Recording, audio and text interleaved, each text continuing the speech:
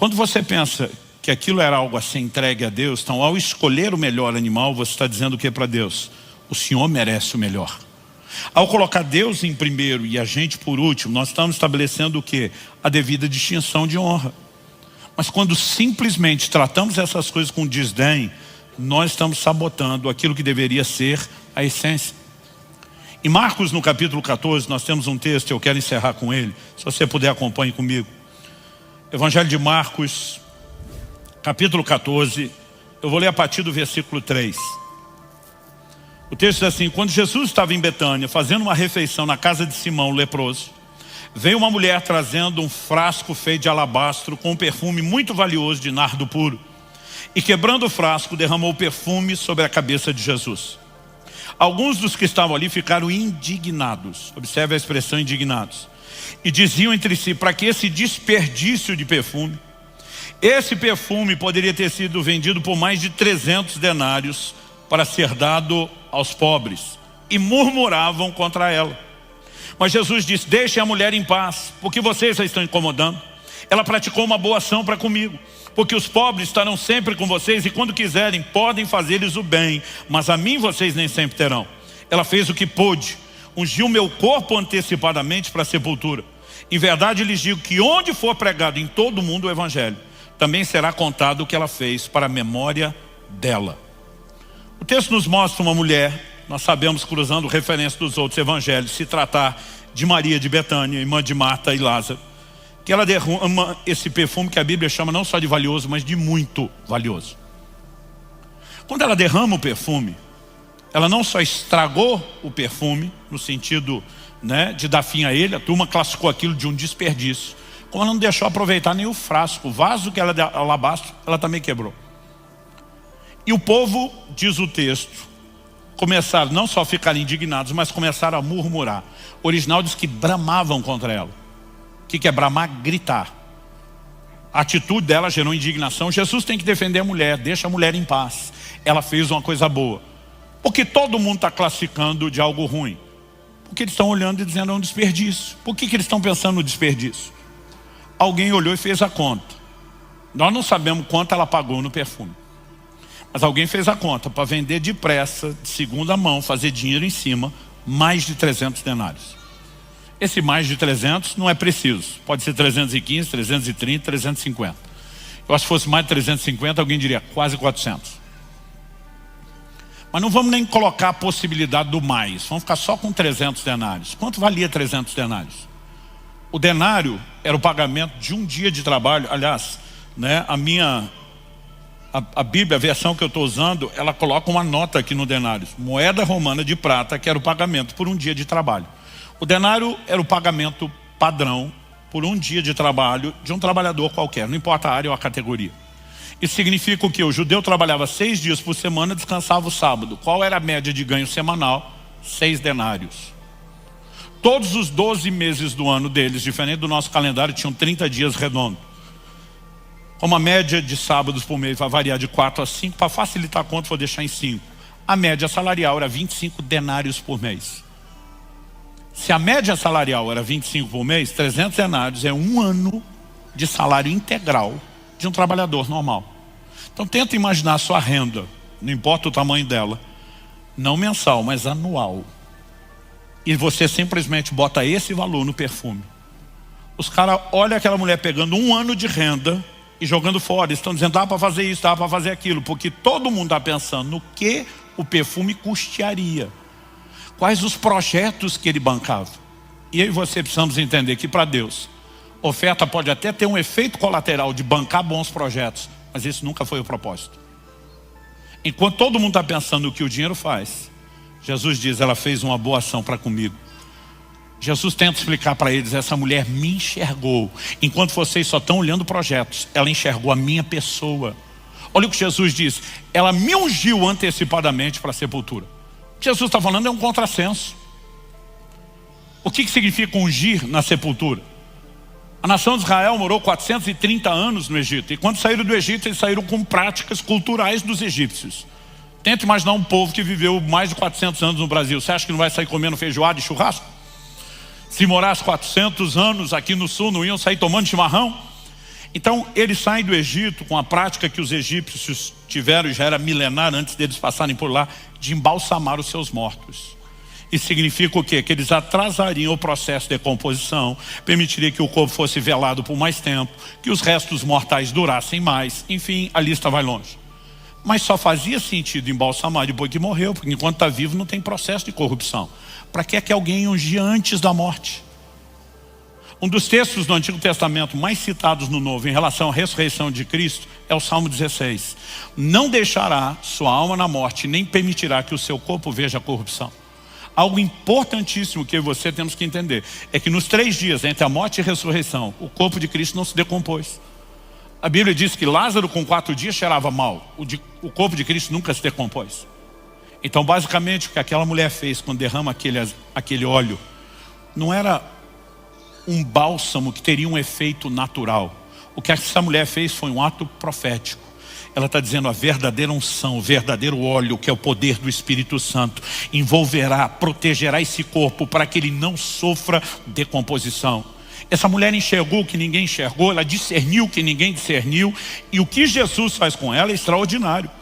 Ele diz, onde for pregado o Evangelho, verso 9, em todo o mundo, o que ela fez será contado para a memória dela. Então Jesus estava dizendo, em todos os lugares, todas as gerações, todo mundo vai saber o que essa mulher fez. Só para aprender com ela? Não, era mais do que isso. Jesus disse para a memória dela. Jesus imortalizou Maria de Betânia pelo seu ato. E diz, ela será lembrada em todos os lugares, em todas as gerações, pelo que ela fez. Quem mais você viu Jesus honrar dessa forma? Agora, se a gente seguir a lógica de 1 Samuel 2,30, eu honro os que me honram, e ele honrou essa mulher dessa forma, ele se sentiu muito honrado por ela. Eu lembro quando Deus começou a tratar desse assunto comigo, lá por 2001. Eu estava meditando nesse texto. E disse, por que você acha que o povo ficou tão indignado? Falei, é um bando de ignorante, que não entenderam o que essa mulher entendeu. E o Senhor falou no meu coração, disse, é fácil você falar isso hoje. Conhecendo o texto, o desfecho, o ensino. O Espírito Santo falou comigo, se você tivesse lá, teria feito a mesma coisa. Eu fiz minhas palavras de Pedro, de modo nenhum, Senhor. Eu não. Ele falou a segunda vez, se você tivesse lá, teria feito a mesma coisa. Eu falei, não. Eu não sei de onde a gente tira a ideia de que pode discutir com Deus. Ele está sempre certo. A gente tem que ser de um nível de teimosia impressionante.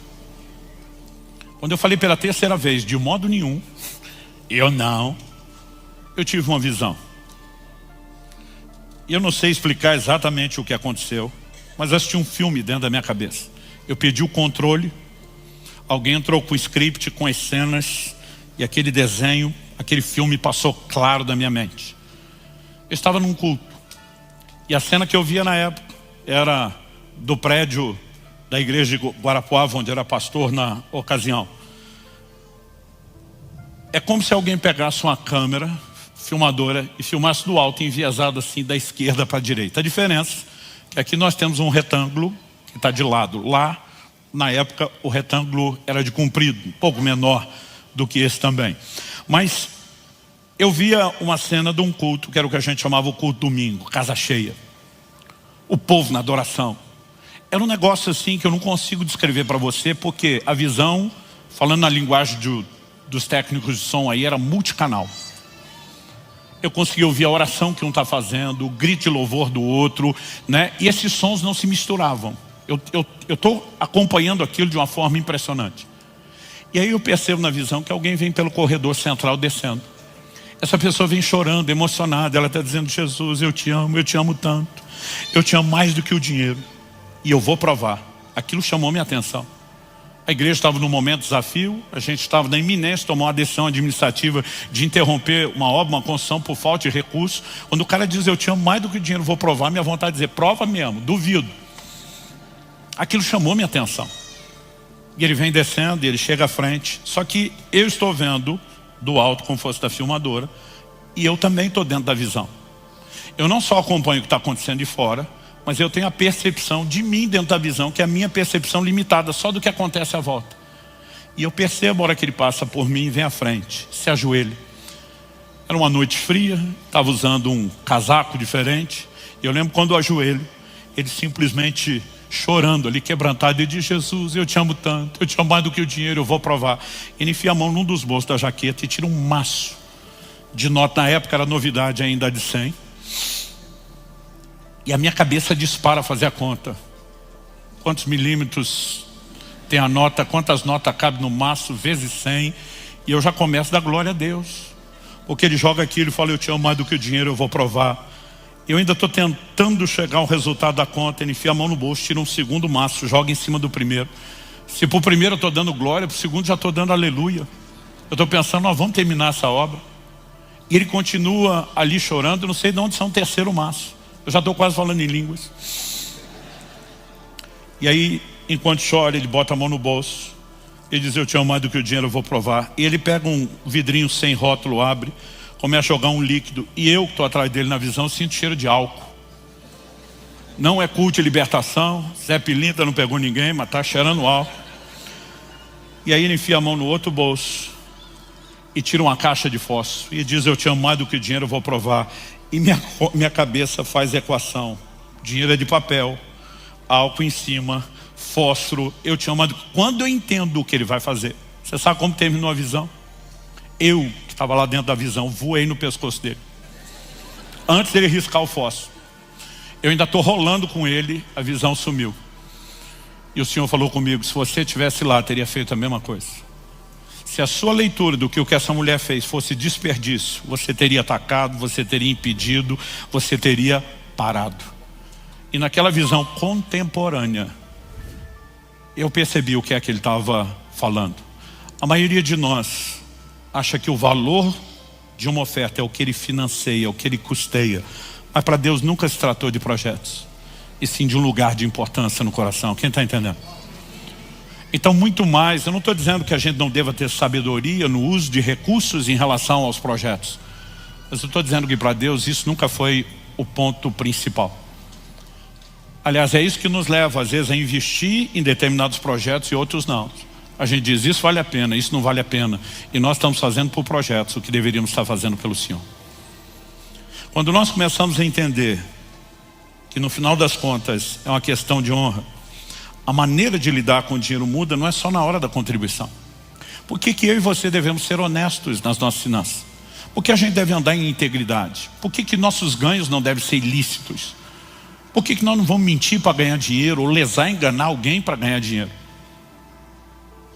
Porque mamon não pode ser mais importante para mim ou para você do que Deus e os princípios que Ele estabeleceu. Por que é que nós vamos nos preocupar com o pobre e o necessitado?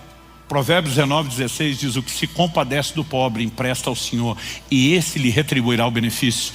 Quando você olha para o necessitado e põe recurso nele, Deus está olhando dizendo: quem queria cuidar dele sou eu. Se você financiou o meu interesse, eu estou em dívida com você, sou eu que vou honrar você. Quando você lembra de Jesus dizendo: dai a César o que é de César e a Deus o que é de Deus. E vale lembrar isso nesse início de ano, quando está chegando a hora de declarar o imposto de renda.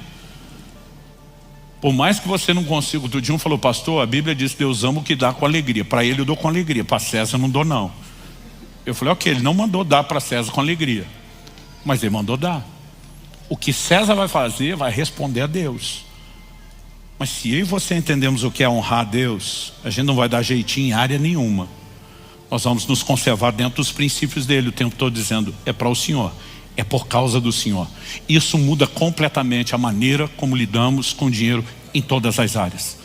E se essa área é subjugada e o senhorio de Deus se manifesta no meu e no seu coração, nós não apenas vamos romper no plano espiritual, mas em consequência Deus diz: eu posso derramar bênção financeira à vontade, porque eu não vou perder você. Quem está entendendo, diga amém. Então o cerne de toda a relação do cristão com Deus e o dinheiro continua sendo uma questão de honra. Feche seus olhos por um instante. Pai, nós te pedimos a capacidade de entender, não só no nível da razão meramente humana e mental, e não só aqui e agora. Nós oramos que aquilo que o Senhor começou não apenas continue depois do culto, mas cresça, possa se expandir em termos de percepção e discernimento dentro de cada um de nós. Nós oramos pela capacidade não só de entender os valores da Tua palavra, mas de corresponder contigo. Queremos que na nossa vida Cristo seja o Senhor absoluto, que não haja lugar de concorrência. Queremos, ó Deus, de fato entender e subjugar plenamente essa área ao teu controle, ao teu senhorio. Nós queremos, nessa manhã, não apenas repensar a forma como lidamos com tudo aquilo que é material. Queremos, ó Deus, nos arrepender e consertar aquilo que precisa ser consertado. E queremos viver o seu senhorio de forma plena e completa. E nós oramos por isso. Que haja graça, que haja ação do teu Espírito na vida de cada um de nós. Para que muito mais do que contribuição, possamos te oferecer honra. E que isso seja de fato o efeito regulador de toda a nossa relação com Deus e o dinheiro. Nós oramos em nome de Jesus. Se você crê e concorda, diga amém. Você recebe essa palavra, diga eu recebo em nome de Jesus.